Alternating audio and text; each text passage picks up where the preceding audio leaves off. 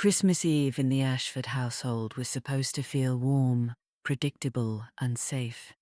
But that year, everything tasted like tension.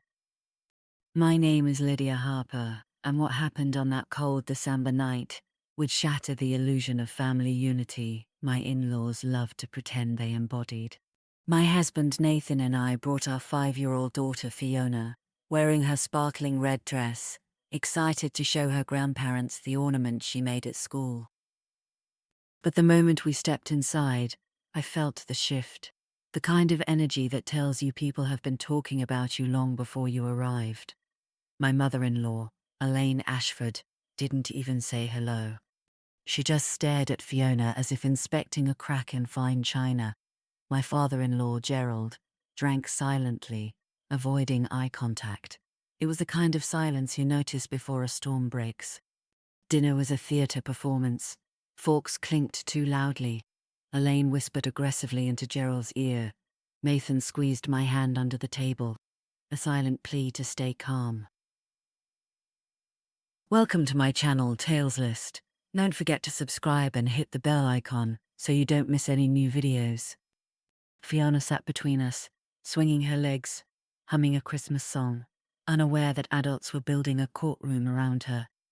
Then, just as I lifted my glass of cider, Elaine tapped her spoon against her wine glass. Everyone turned to look. Her expression was sharp and rehearsed. "We need to address something," she announced. My stomach dropped. Elaine only used that tone when she was about to humiliate someone. Her eyes locked onto me with the kind of coldness only someone who thinks they own you can wield. "Lydia," she said slowly, "there's been concern in this family regarding Fiona." The room stiffened. Even the fireplace seemed to stop crackling. "Concern about what?" I asked, though my pulse was already hammering. Elaine inhaled dramatically. "Her similarities, or lack thereof." The table erupted in confused murmurs.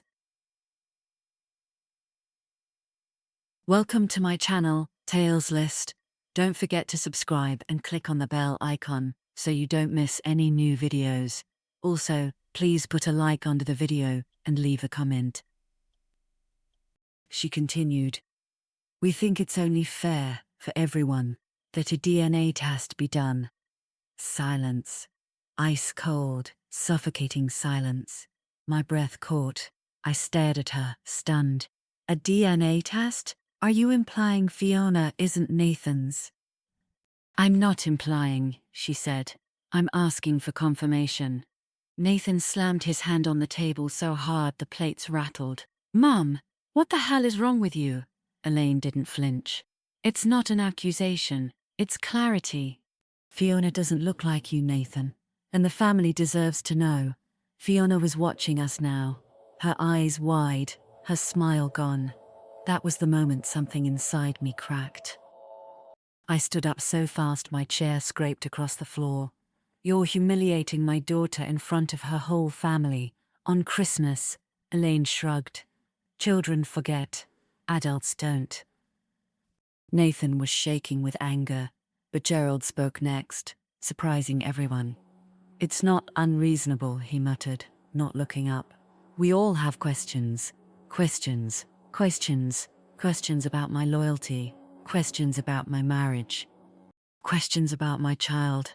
I felt a wave of nausea hit me. "If you really believe that," I said quietly, "then you've never accepted me." Elaine folded her arms. "We accepted you. We just didn't trust you." The distinction was a knife. That was the moment I grabbed Fiona, who was now trembling, and said, "We're leaving."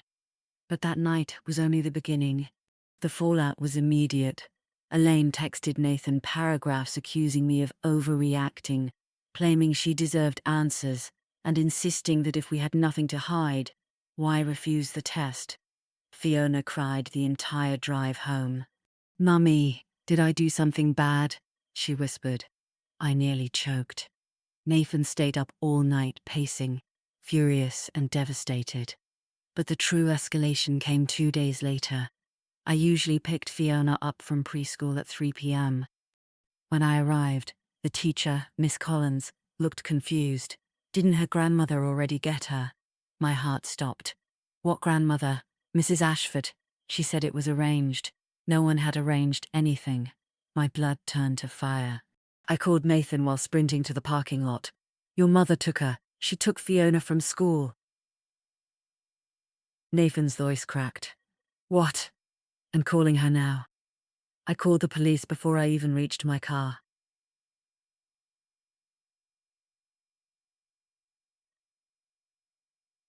My hands were shaking so violently I could barely hold the phone. An officer met me immediately, helping file an emergency abduction report. Before we even finished, Elaine finally answered Nathan. Oh, calm down, she said breezily. She's safe with me. She is not safe, I screamed into the speaker. You abducted her! I collected my granddaughter. I have every right. No, the officer corrected her through the phone. You do not. Return the child immediately. Her tone shifted instantly, sharp, cornered. Fine. But what she said next chilled me to the bone. Not until she gives a DNA sample. Police escorted us to the Ashford estate. Fiona sat on the couch, clutching a stuffed reindeer. Her little face was streaked with tears. I ran to her, wrapping her in my arms as she sobbed. Elaine stood behind us with the smugness of a villain who believed she was the hero. I didn't hurt her, she said, as if expecting praise. I just needed time to think. About what? Nathan snapped. About my son's future, she replied coldly. If Fiona isn't, stop talking about her like she's a test result, I shouted. Police intervened, warning Elaine that another stunt like this would result in charges. But she didn't care. She looked at us with one final blow. If you won't take the DNA test, you're hiding something. That night, I realized something awful. The only way to end this was to take the test. Nathan resisted at first. You shouldn't have to prove anything to them. But this wasn't about them anymore. It was about Fiona. I couldn't let her grow up believing she was a question mark. So I scheduled the test. When I told Elaine, she responded with a single emoji. Not thank you. Not I'm sorry. A thumbs up, like she'd won a prize. The test center was cold and sterile. Fiona stayed in the waiting room with Nathan while I sat in the chair, swabbing my cheek, feeling like I was betraying myself by giving in. Nathan did the same, jaw clenched, eyes red. We know the truth, he whispered, no matter what they say. But the truth would do more than end the accusations. It would unravel the entire Ashford family. The results came back a week later. I opened the email trembling. Nathan stood behind me, hands on my shoulders. Then I saw the words, 99.98% probability of paternity. Fiona was his, obviously, undeniably, scientifically. Nathan exhaled shakily. Send it. I forwarded the report to Elaine. 10 minutes later, the phone rang. She was crying, not gentle crying, ugly, collapsing sobs. I made a mistake, she choked. I didn't know. I thought, your cousin said. He told me he saw you with someone. I froze. This wasn't about suspicion. This was about a lie. Someone in the family fed her poison on purpose, and she drank it. When we confronted her cousin Derek, he didn't deny it. He smirked. I just said I saw Lydia at a cafe with a guy. Didn't say it meant anything. He knew exactly what Elaine would assume. What did you gain from this? I demanded. He shrugged. Grandma planned to leave part of the estate to Fiona. If she wasn't Nathan's kid, that would change, right? Everything snapped into place. It was about money, inheritance, manipulation, Elaine's fear, Gerald's doubts, the whispers. All of it orchestrated by someone who never cared about Fiona, only about power. Nathan lunged, but Gerald stepped between them, ashamed. Enough, Derek, you're done in this family. But the damage was already carved into us. And the real transformation had only begun. The week after the truth came out was a strange, heavy limbo. Elaine kept calling, leaving voicemails filled with apologies that didn't sound like apologies. I never meant to hurt Fiona, she insisted. I just wanted to protect my family. She never admitted she doubted me, because it was easy, because she'd always seen me as beneath the Ashford name. Gerald sent a shorter message: "We need to talk." Privately. Nathan refused. They crossed a line we can't ignore. But I wasn't done listening, because I needed to understand what monster had been quietly growing inside that family long before I entered it. Meanwhile, Fiona clung to me constantly. "Grandma said Daddy didn't love me," she whispered one night. My heart cracked. "Sweetheart, that's not true. Grandma said something very wrong." She looked up at me with tearful eyes. "Then why did she say it?" I didn't have an answer that wouldn't scar her more. 2 days later, Gerald showed up at our house uninvited. Nathan nearly slammed the door in his face, but I stopped him. Gerald looked smaller, older, like a man who'd aged a decade in one night. "Please," he said, "I need you to hear me." Nathan reluctantly let him in. Gerald sat on our couch, hands clasped so tightly his knuckles whitened. "I should have stopped her," he began. "I knew Elaine was spiraling. I knew Derek was manipulating her. But she kept saying, 'If it's true, I'll protect my son. If it's false, we'll move on.'" He exhaled a shaky breath. "I didn't think she'd go so far as to take your daughter." My nails dug into my palms. "That wasn't protection. That was control." Gerald nodded. "I know. But you need to understand, she grew up in a house where cheating, lies, paternity scandals, all of that was normal. She's terrified of repeating her mother's mistakes. And so she punished mine?" I snapped. Gerald closed his eyes. "No, she punished you." As angry as I was, something in that confession made the ugliness clearer. Elaine wasn't driven by logic. She was driven by generational rot, suspicion disguised as tradition, judgment masked as love. But understanding doesn't mean forgiving. Gerald left with a final plea: "Don't cut us out. Fiona is our only grandchild." Nathan answered before I could. "You should have thought of that before you treated her like a threat." The door shut between us, but the emotional noise lingered. Meanwhile, Derek seemed thrilled to be at the center of chaos. Elaine had banished him from her house, but he bragged online that the Ashford heir drama isn't over, like our lives were entertainment. Nathan showed me a screenshot. "I'm filing a restraining order," he muttered. I agreed, because I sensed Derek wasn't finished. Things escalated again when Fiona started having nightmares. She'd wake up screaming, "Don't take me," and cling to my neck with desperate strength. Her school counselor suggested temporary distancing from the Ashfords and monitoring her anxiety. Nathan took leave from work. I work from home with Fiona in my lap. Everyday life felt suspended, replaced by emotional triage. Elaine, however, didn't respect boundaries. She sent flowers, toys, letters. Some addressed to Fiona, written in shaky cursive. "Grandma is sorry. Grandma made a mistake. Grandma loves you." I threw them away. You don't get to traumatize a child and then hand her a stuffed bunny as if you're healing the wound you created. Then, 3 weeks after the DNA results, we got something unexpected: a letter from Elaine's attorney. Not a threat, not a warning, a request. "Mrs. Ashford would like to formally apologize in person," the letter read. "She acknowledges wrongdoing and wishes to propose a restorative family meeting with a mediator." Nathan nearly tore the paper in half. "She thinks a mediated meeting will fix kidnapping." But something in me hesitated. Not because I wanted reconciliation. No. But because Fiona deserved closure, and I needed to say out loud what Elaine had done to us. We agreed to the meeting under one condition. It had to be at a neutral, supervised location. Elaine accepted immediately. That terrified me more than anything else. Her eagerness. Desperate people rush. and Elaine was drowning in consequences she'd never imagined facing. The mediation was set for Tuesday afternoon. I spent the next days rehearsing every word, but nothing could have prepared me for what actually happened.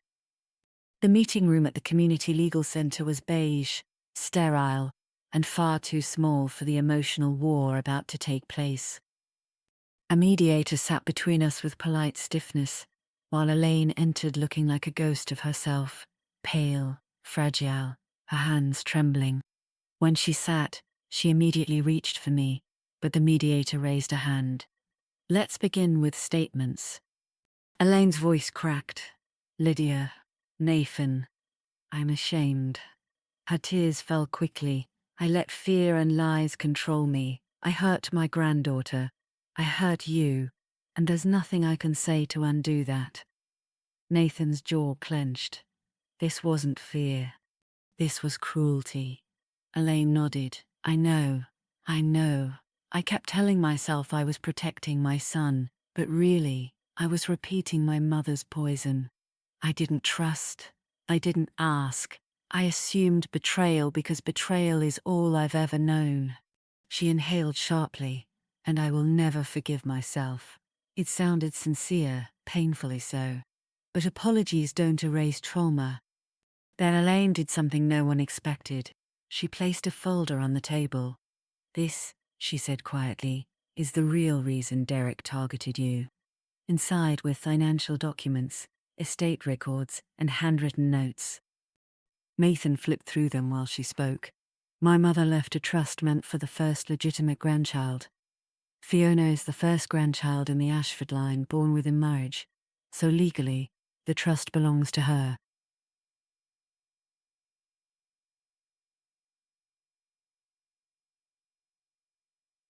My heart stuttered.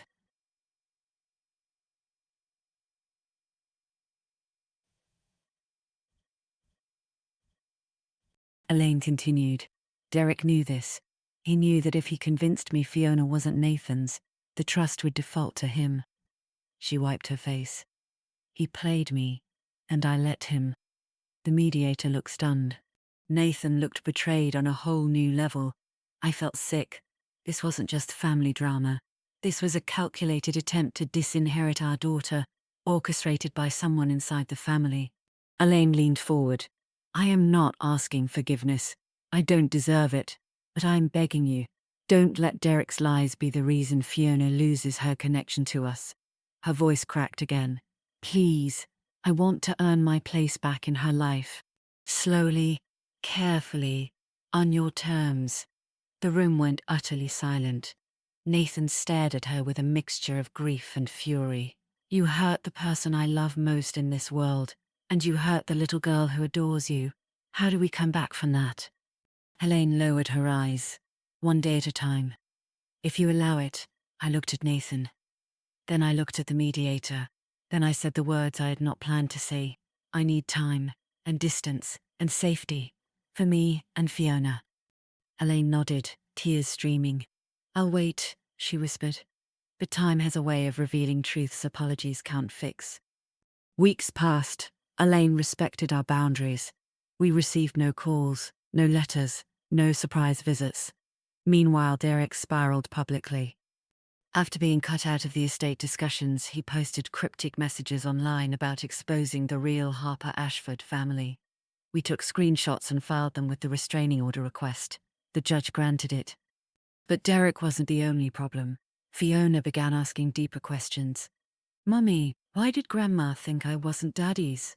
I swallowed hard. You know how sometimes people are very wrong about something because they're scared? Grandma was scared. But she was wrong. But she said she loved me. She does. But love doesn't cancel mistakes. Fiona nodded slowly, trying to understand the complexities of adults who act like children. "One day," she said, "I don't want to see Grandma yet." And that mattered more than anything else. Nathan started therapy to deal with childhood wounds resurfacing. I started journaling, trying to process years of small, subtle hostility I had brushed off for peace. Fiona started art therapy, drawing houses with heavy doors and locked windows. We were healing, slowly, unevenly, but honestly. 3 months after the mediation, Elaine sent one final letter. We opened it together. It read, "I'm stepping back. I won't ask again. I love you all, enough to accept that I broke something I cannot repair on my timeline. If Fiona ever wants me in her life, I'll be here. If she doesn't, I'll still love her. Please protect her from Derek. He is dangerous to all of us. Elaine Cat." Oh, wow. Oh. It was the first message from her that didn't feel manipulative. We didn't respond. Sometimes, silence is closure. But the story didn't end with silence. 2 months later, police contacted us. Derek had been arrested for fraud, theft, and identity-related crimes, including attempting to access Fiona's birth certificate and medical records. My stomach dropped. He had never stopped targeting us. He had simply gotten caught before he could escalate. The detective told us, "It's a good thing you filed that restraining order." His behavior was accelerating. Nathan held my hand afterward. "You saved us," he whispered. But I didn't feel heroic. I felt angry, violently angry. All of this started because a grown man couldn't accept that a child, my child, existed. And because a grandmother believed a monster over her own granddaughter. We decided then that we were done with the Ashfords, permanently. Not a pause, not a break, not maybe someday. A full, legal disconnect. Nathan changed our phone numbers. We moved to a different neighborhood. We blocked every Ashford on every platform. We updated Fiona's school records with restricted contact instructions. Then, we sat down with Fiona and said the gentlest version of the truth. Some people in Daddy's family made very hurtful choices. It's not your fault. It's not our fault. But we're choosing safety and peace, and that means we won't be seeing them anymore. Fiona nodded solemnly. Okay, children understand boundaries better than adults. In the year that followed, our lives changed dramatically. Nathan received a promotion. I launched my own consulting business. Fiona found her confidence again, dancing, laughing, winning little school awards without fear that someone would tear them apart. We created new traditions, new holidays, new memories untouched by suspicion or cruelty. And then, one spring afternoon, we received a letter with no return address. Inside was a copy of the trust document, signed over entirely to Fiona. No note, no demand, just the document. We knew who sent it. Elaine had chosen peace too, in her own way. We haven't seen her since. Sometimes Fiona asks, "Do you think Grandma misses the 2 bars like this and blood and fear?" I answer honestly, "Yes, I think she does." "I miss the version of her who loved you without fear," I say, "not the version who hurt us." Fiona accepts that. Nathan, over time, forgave his mother in silence, but not enough to reopen the door. "Forgiving isn't the same as returning," he told me once, "and I'm choosing us." And me? Every time I look at Fiona, I'm reminded of what we survived. We were nearly torn apart by lies, greed, and inherited trauma. But we rebuilt ourselves, stronger, clearer, and free. If you're wondering whether we ever reconciled, the answer is simple: no. Because reconciliation without accountability is just reopening the wound. Because trauma isn't undone by tears or legal letters. Because Fiona deserves a childhood defined by love, not by people who treat her identity like a courtroom case. And because sometimes family isn't who you're born into, it's who you choose. It's who shows up. It's who protects you, believes you, and stands with you even when traditions demand silence. Our story didn't end with dramatic forgiveness, it ended with peace. A real, quiet, steady peace, the kind that grows only after the storm clears, the kind you fight for, the kind you defend fiercely. And Fiona, our brave, resilient, wonderful daughter, grew up knowing one unshakable truth. She was always wanted, always loved, always ours.